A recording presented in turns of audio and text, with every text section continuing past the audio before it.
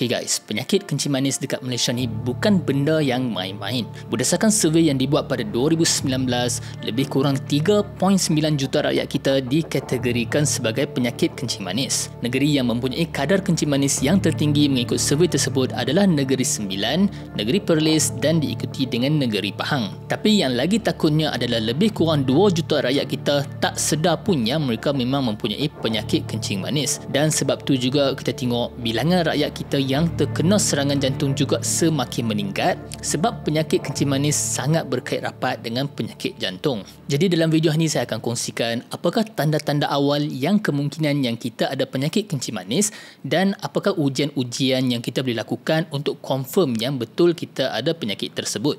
Kita tengok lepas ni.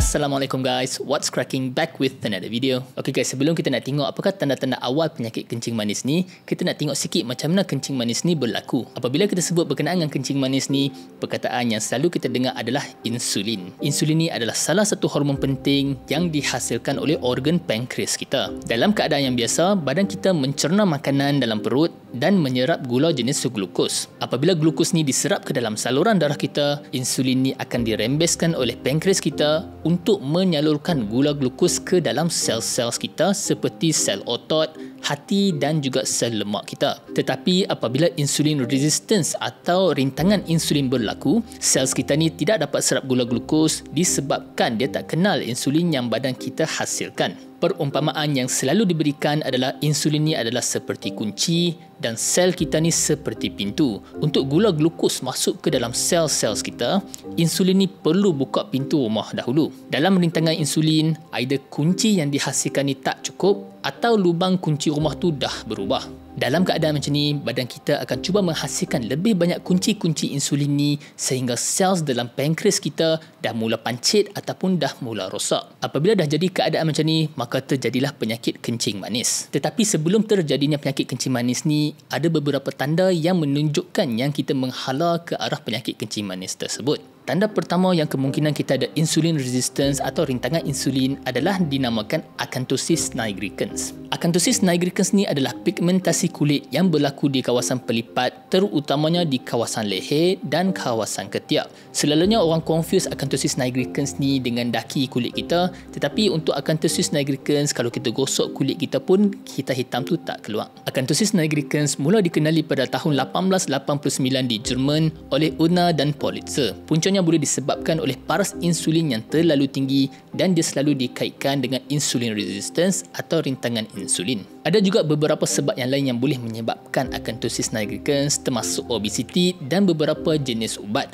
Cuma kalau dia disebabkan oleh ubat, selalunya kita boleh cuba reverse akanthosis nigricans ni. Tanda kedua yang kemungkinan kita ada insulin resistance atau kencing manis adalah kita kerap letih ataupun kerap tidur. Kita kena faham yang orang yang ada gula tinggi dalam darah tidak semestinya ada gula yang tinggi di dalam sels. Disebabkan oleh insulin resistance tadi, gula dalam darah maintain tinggi dan gula dalam sel maintain rendah. Jadi sebenarnya dalam sel-sel kita ni, dia menganggap yang sebenarnya kita tak dapat nutrien, kita tak dapat makan dan sel kita ni sebenarnya kebuluran. Jadi secara refleksnya, badan kita akan cuba convertkan gula daripada sel-sel lemak dan sebagainya dan juga meningkatkan hunger hormon kita ataupun hormon lapar kita. Dan ni akan membawa kepada gejala yang ketiga, iaitu orang yang ada kencing manis ni sentiasa lapar. Orang yang ada gula tinggi dalam darah selalunya dia datang dalam set, iaitu dia kerap lapar, dia kerap dahaga dan dia kerap kencing. Semua ni berkait rapat dengan masalah gula yang terlalu tinggi dalam darah kita. Kalau kita kerap bangun kencing malam, benda ni tak normal dan perkara pertama yang kita kena cek adalah untuk memastikan yang tak ada gula langsung dalam air kencing kita. Walaupun ada beberapa penyakit lain yang boleh menyebabkan kita kerap kencing waktu malam,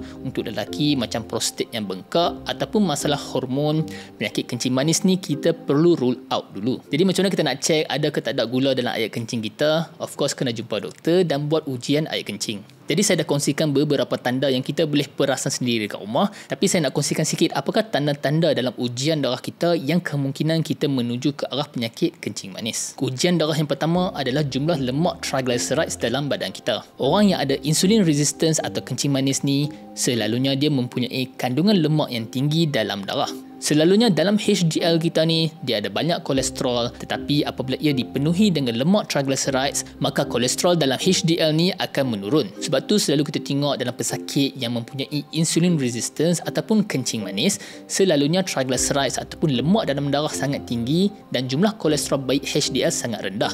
Ni adalah red flag. Dan ujian darah yang paling penting untuk menunjukkan yang kita ni kencing manis atau tak adalah ujian gula. Ujian gula dalam darah ni kita boleh bahagi kepada dua, iaitu ujian saringan dan juga ujian confirmatory. Ujian saringan ni adalah ujian yang selalu kita tengok di mana darah ni diambil di hujung jari pesakit dan dia boleh buat dalam keadaan berpuasa ataupun 2 jam selepas makan. Kalau ujian darah jenis saringan ni melebihi 5.6 mmol sewaktu berpuasa ataupun melebihi 7.8 selepas makan, maka belum tentu lagi yang kita ni ada kencing manis, tetapi wajib kita follow up dengan confirmatory test. Ujian confirmatory ni pula ada beberapa jenis dan selalunya darah diambil di atas lengan dan selalunya pesakit diwajibkan untuk berpuasa. Dalam sesetengah keadaan, pesakit akan diminta untuk minum air gula sebagai salah satu ujian darah. Saya ada buat video yang mendalam mengenai ujian darah kencing manis ni yang anda boleh tengok selepas ni. Jadi guys, sekiranya anda mempunyai tanda-tanda yang saya sebutkan tadi, pastikan anda pergi cek darah secara berkala dan pastikan yang anda tidak menuju ke arah penyakit kencing manis. Sebab dalam kebanyakan kes, sekiranya penyakit kencing manis ni didetek awal dalam kategori pre-diabetes,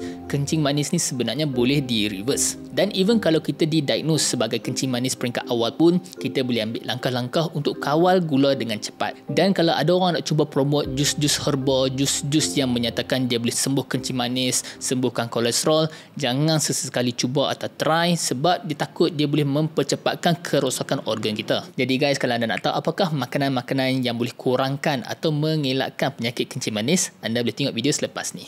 That's the video guys. Saya harap buat konten seperti ini. Kalau hamba dapat apa-apa manfaat daripada video ni, jangan lupa like dan subscribe. Tinggalkan soalan hamba di ruang komen di bawah. Kita jumpa dalam video seterusnya.